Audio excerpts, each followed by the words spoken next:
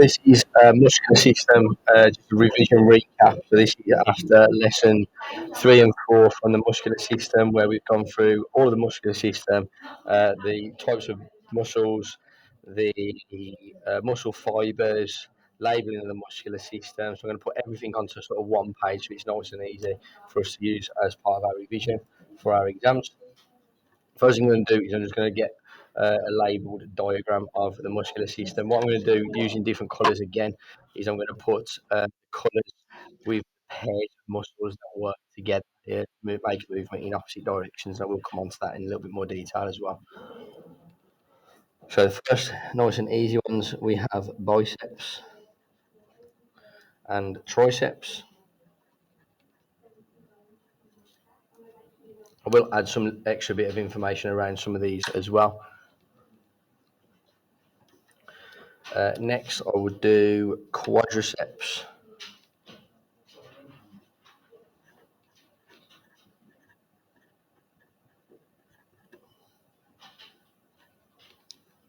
And hamstrings.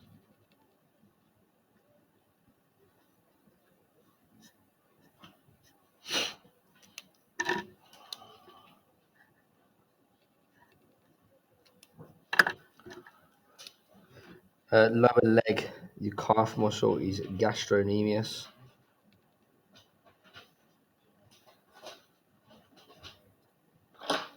And on the front, tibialis anterior.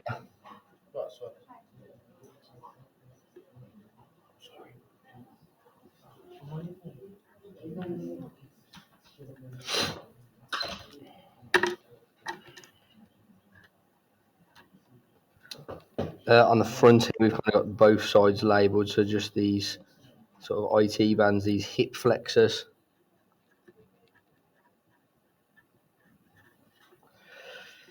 And then on the back, gluteals.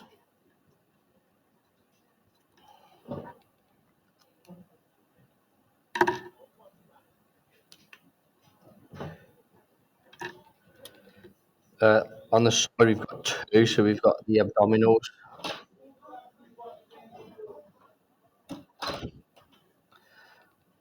Sort of in the middle, and then the ones on the side would be the obliques.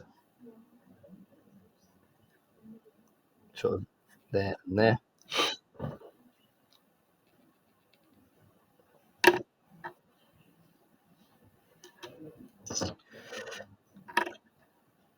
On the back, this large muscle in our back.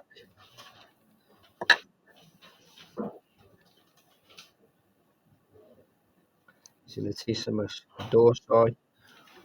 That'll be for any sort of rowing movements, pulling the arms towards the body.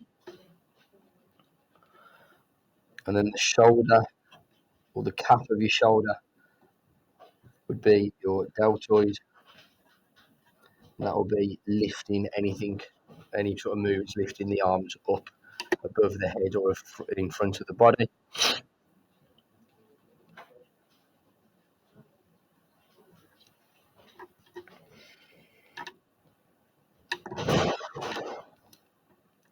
Then the large chest muscle, we have pectorals. So anything pushing away from the body or adduction at the shoulder would be pectorals. And then your trapezius is that sort of triangle shaped muscle on your back.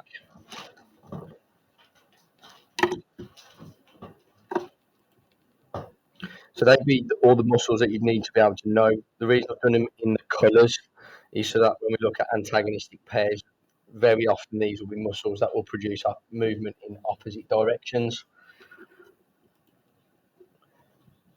What also may be useful here is just to be clear with the movements that they produce. So I'm just going to add a little bit of information onto each one and just give a brief summary of what the function of those muscles are. So again, starting with the simple ones, the biceps, the function is flexion of the elbow. And for the triceps, it's the opposite of that. So it's extension of the elbow. For all the muscles and the type of movement, it's important to know what the movement or the joint action that it can bring about, and then also the joint that's impacted. So the biceps, it's no good saying bending the arm, that's too vague. The term is flexion, and the joint that it affects is the elbow. So with the quadriceps and hamstrings, again, is flexion and extension, but this time of the knee joint. So the hamstring is flexion of the knee, and quadriceps extension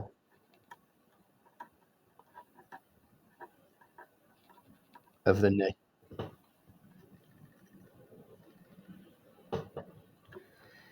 So gastrocnemius, the calf muscle will be needed for pointing the toes,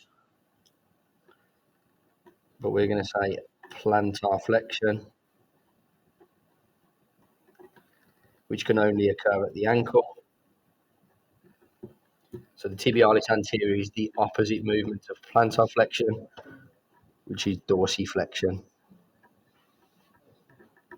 again of the ankle.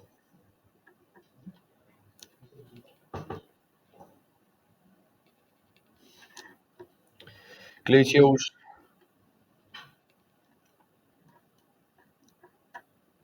adduct or extend the leg from the hip,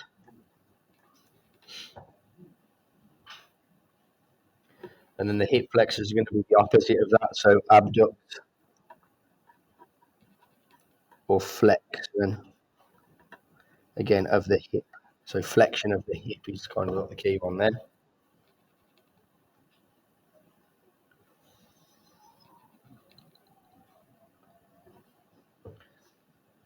The latissimus dorsi would be adduct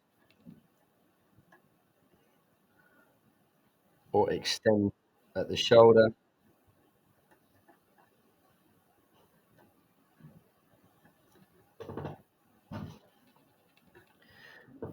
Deltoid again at the shoulder, mostly flexion or abduct the shoulder.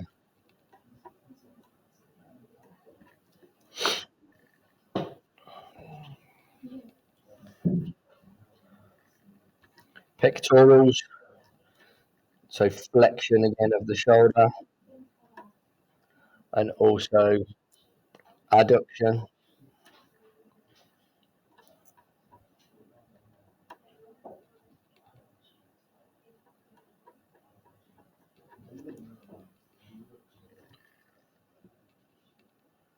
Trapezius will be similar again to latissimus.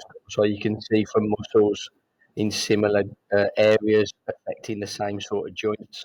There seems to be a lot that affects the shoulder joint because again, there's a lot of muscles in the upper body, which is why there'll be so few there.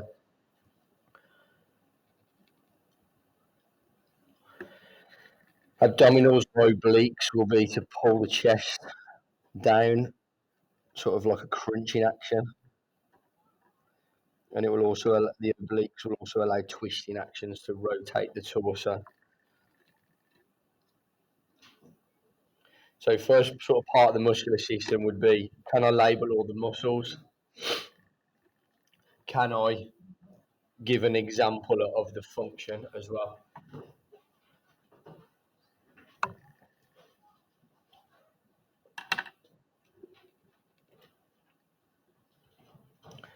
My next thing, I just move down towards the bottom. I was going to put in a little bit of information around the function of the muscular system.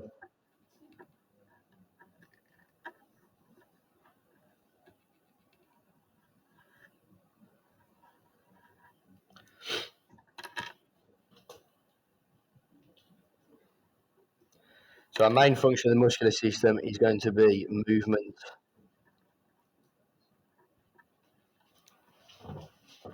We can also have posture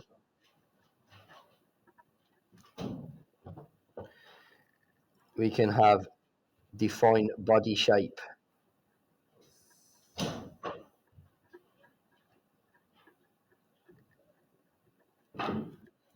And then what I'm going to move on to next is that they can work voluntary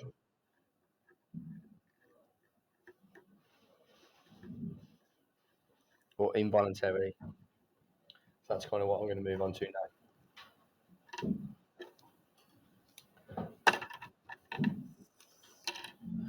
So your types of muscles.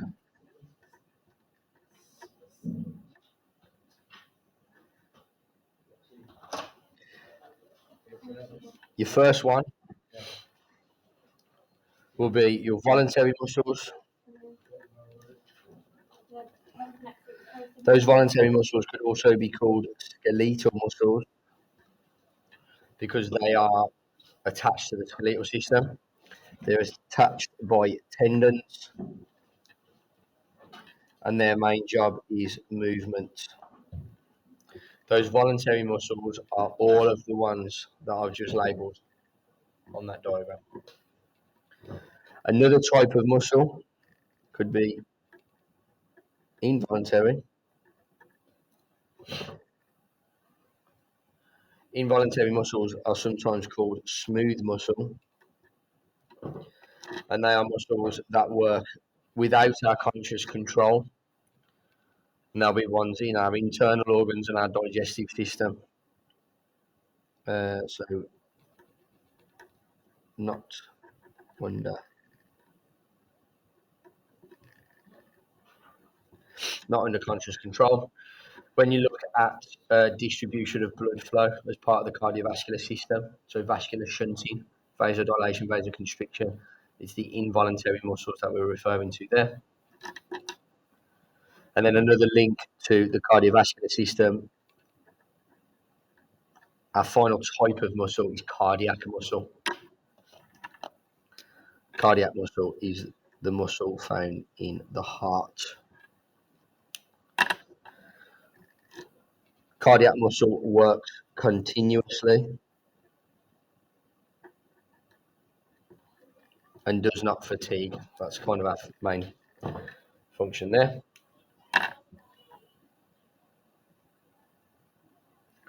For the muscular system section, the voluntary ones are kind of like your main point to be revising. Just be aware of what the characteristics of those other two are.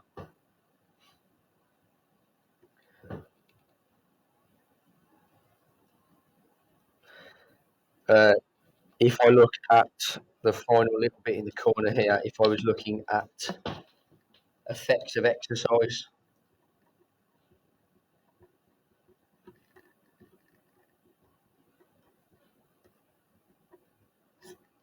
of the muscular system, so my short-term effects, my sort of immediate responses to exercise, if I was to go to the gym and start working out, what would happen to my muscles immediately would be an increase in muscle temperature. There'd be an increase in pliability, so how stretchy the muscles are. There'd be an increased blood flow to working muscles. There may be fatigue in the muscles. And then my long-term adaptations of regular exercise, we will have muscle hypertrophy, increased strength. We will have increased capillarization. So muscles can be supplied with a healthier supply of oxygen. Effects of exercise, both short and long term, get covered in physical training, which is the final topic of component one. So that one will be covered in a little bit more detail, but it's worth putting that in there now. At the top then, just the last couple of little bits, I've done a very short, very sketchy diagram of kind of like a cross section of a muscle.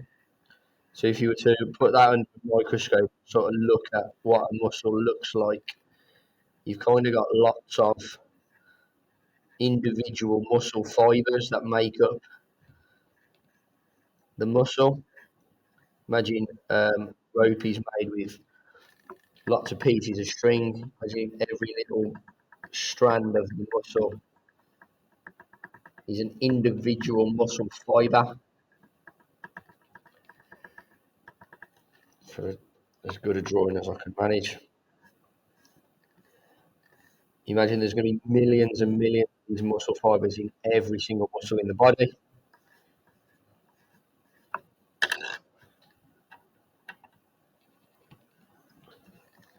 So if we just look at muscle fibres,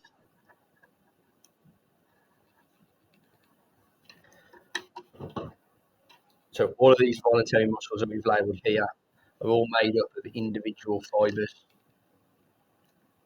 Each fibre is made up of what we call myofibrils, which are, you imagine these individual strands, and they sort of grab onto each other, which is what makes the muscles pull as they contract. All of these myofibrils fit into two types. They could be type 1 or they could be type 2.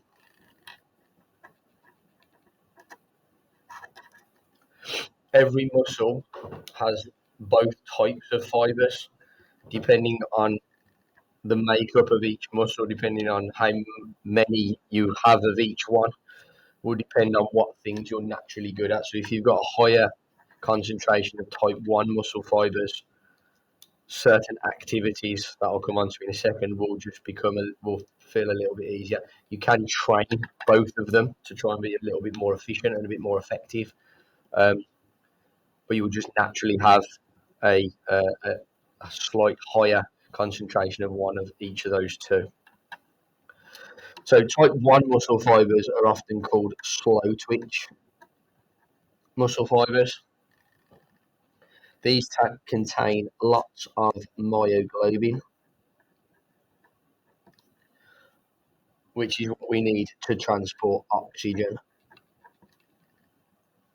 Because of that, it means they've got a good oxygen supply. Because they've got a good oxygen supply, they can work for a long period of time. However, they contract slowly and with less power. So contractions, less power, but for long periods of time. So the activities that type 1 are suitable for are long distance events such as cycling, jogging, marathon running, etc.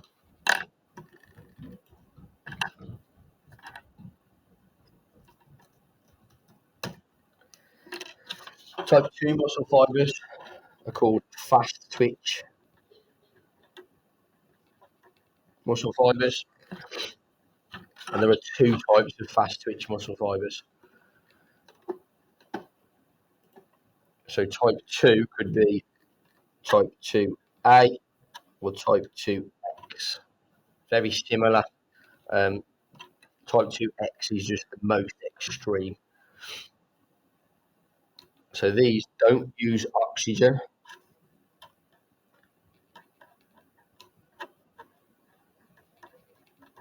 So these will be from energy stores in your muscles, which come from your diet.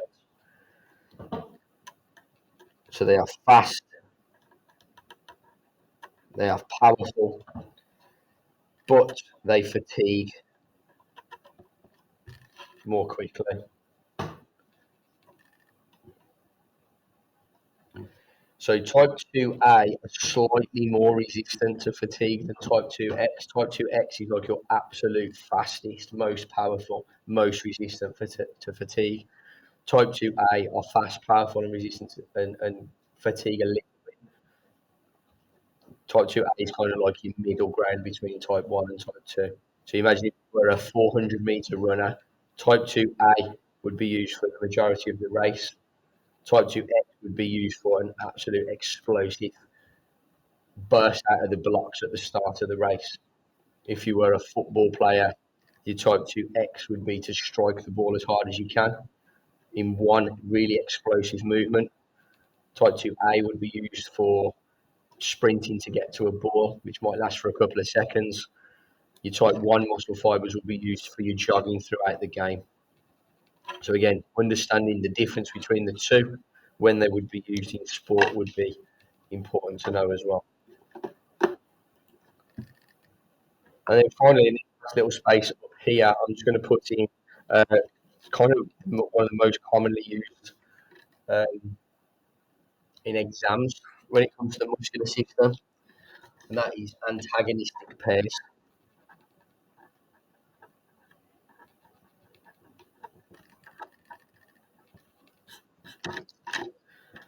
So you imagine if we have um, a bone, so we're going to have a forearm and a upper arm. Let's do a very basic diagram there with the hands. So again, we could look at the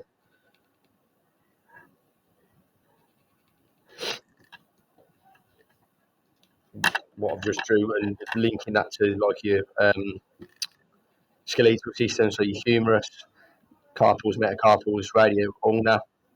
If we then looked at your bicep, which would be that upper arm, that tricep, that would be at the back of the arm. Just drew very basic images there. At the end of each muscle, if I do it in a different colour, at the end of each muscle, we would have tendons that would attach it to the bones to allow them to pull and to move. Now, for this movement here, to move the arm up, to flex the arm at the elbow, it would be the bicep that is creating that action. So, for the example here, bicep curl, the bicep is creating the movement, the bicep is contracting. So, that muscle would be called the agonist. So, the agonist is the contracting muscle,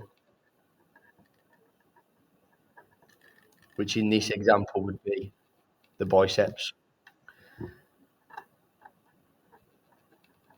An antagonist is the muscle that is allowing that movement to take place.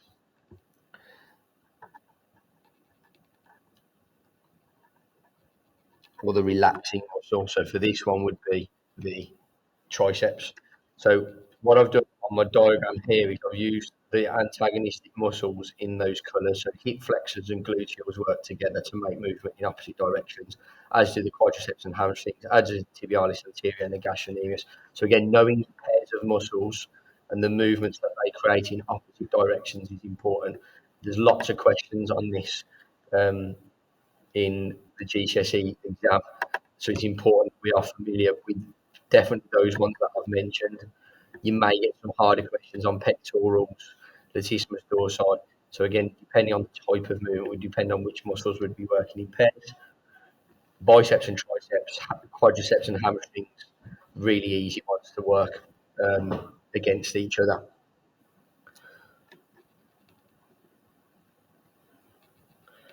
Other muscles that we may have synergists, and these are just muscles that support the movement. So you imagine if you're doing a press up, so to push the floor away, to extend your arms at the elbow and to push your shoulders away from the floor. The muscles that are going to be the agonists in that example, the contracting muscles, are going to be pectorals and triceps. The antagonistic muscles allowing that movement to take place, probably your trapezius, your biceps.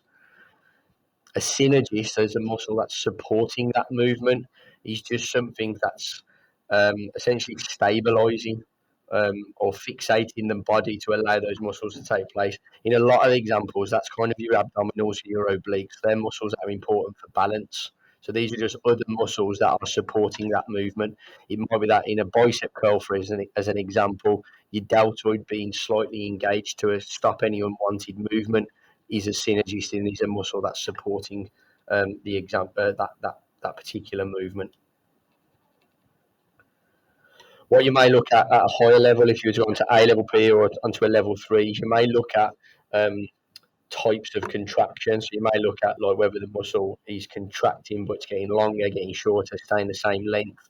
But for most of the course for the GCSE, what I've covered there is pretty much all of it that you would need to know for the muscular system.